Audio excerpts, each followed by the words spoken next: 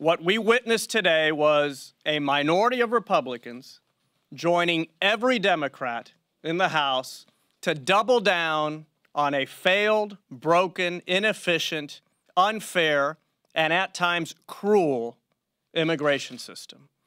As Jeff Denham said, this bill would have secured the border. This bill would have provided certainty, secured a future for approximately 2 million young immigrants brought to our country as children, the victims of a broken immigration system. That's disingenuous. I think if this bill would have closed a number of loopholes that are exploited by human traffickers and drug traffickers.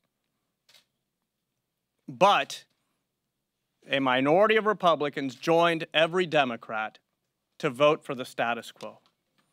A lot of members of this House who for years have been talking about dreamers and about helping dreamers decided today that they prefer the politics, the petty politics of immigration instead of the solutions for immigration.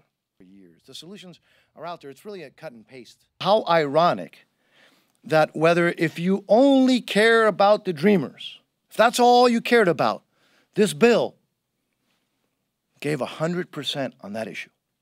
If you only cared about border security, this bill gave 100% of what has been asked for those who wanted border security.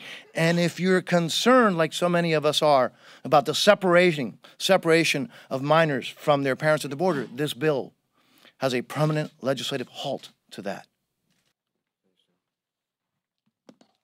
And I hope people have the courage to rise past the politics of the moment to support a solution for these problems that seem so intransigent, but yet today we had a vote, and obviously disappointed in the vote, but we can't lose hope.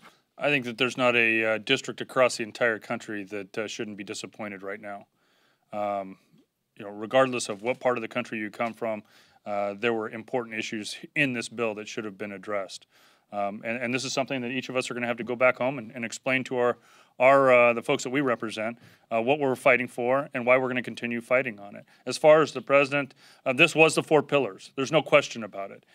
This is not the bill that any of us would have written, but we negotiated in good faith with many members who added continually added measures that they no longer support and couldn't support on the floor today.